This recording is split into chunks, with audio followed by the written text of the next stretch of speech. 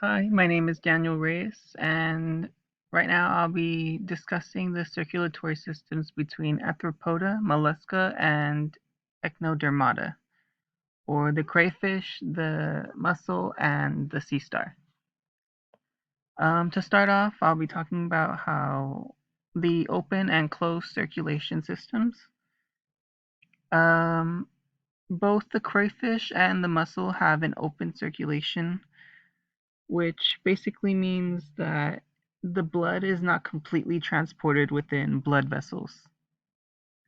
Um, and for the sea star, on the other hand, it has an irregular circulatory system, which basically means it doesn't have a circulatory system at all, which is kind of cool when you think about it, but I'll get into it in just a few seconds.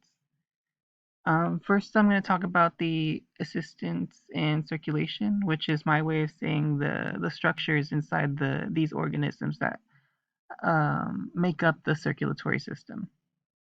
For both the crayfish and the mussel, they have a heart, gills, a hemicle, and ostium. And although mussels have an extra structure called the mantle, that's included in their circulatory system that the crayfish doesn't have. And as for the sea star, it has a madreporite, ring canal, radial canal, and tube feet. Um, and all of these structures assist in the exchanges of gases, nutrients, and waste, which is the basic function of most circulatory systems. Um, so let's begin with, excuse me for a second while I erase this. Okay. Um, let's begin with the where the circulatory system begins, which is the heart. For the muscle, it is right here under this big red 6. And for the crayfish, it's right here, this little bean. Hope you could see it. But yeah, those are the hearts. And um, for the record, the mussels and crayfish actually do have blood vessels. It's just that the blood doesn't stay in the blood vessels the entire time it's circulating, which makes it an open circulatory system.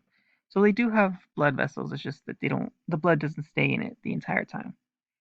So the heart pumps blood into blood vessels that are then transported to different organs within the organism.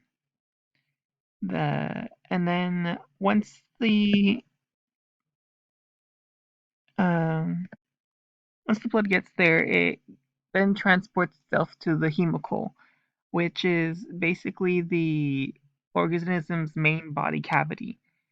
So that means the blood will be free flowing between the tissue and the organs just surrounding the entire body cavity.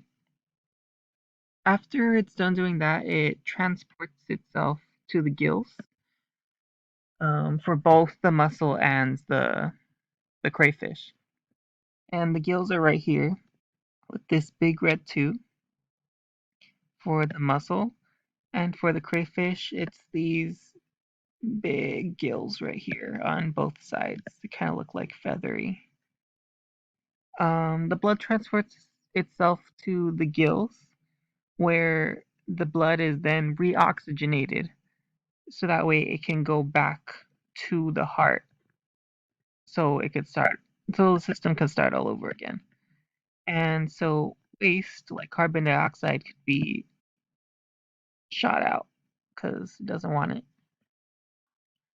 Um, but for the crayfish, it actually has an ostia, um, which basically is that their openings within certain structures or blood vessels within an organism that allow blood to come in. For the crayfish, it has an ostia on the dorsal side of its heart. Can't really see it in this picture, but it should be there. Um, it's on the top side of its heart that allows the blood to come back into the heart so it can recirculate throughout the body. For the muscle, I believe it does not have an ostia on the heart. The gills just transport the blood back to the heart through some blood vessels that way it can recirculate.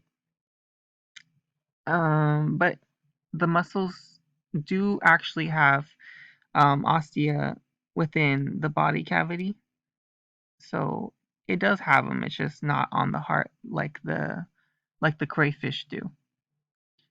Um, as for the sea star, since it has an irregular circulatory system, it doesn't actually function the same way that most animals do. One of the main reasons being it doesn't have a heart, so it's really different compared to most organisms. The way it circulates is the way its circulatory system technically works is through the water vascular system, which is the same way they breathe. It starts here in the madreporite, this little structure on the dorsal side of the sea star, right here. And what happens is water flows through this madreporite into the starfish, or the sea star, excuse me, and into this ring canal in the center of the sea star. After it's in this ring canal, it then transports itself through each of its little arms, since it has into the radial canal in every arm. And after it's in these radial canals, it then transports itself, excuse me, into the tube feet. These um, little organisms on the bottom side of the starfish that allow it to move as well um, as oxygen.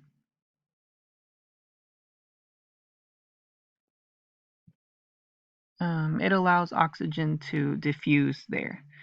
And it's through the system that allows the sea star to exchange gases, nutrients, and waste.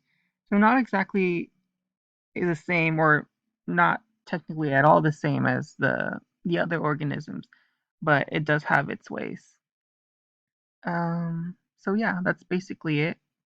Thanks for listening, and see you later.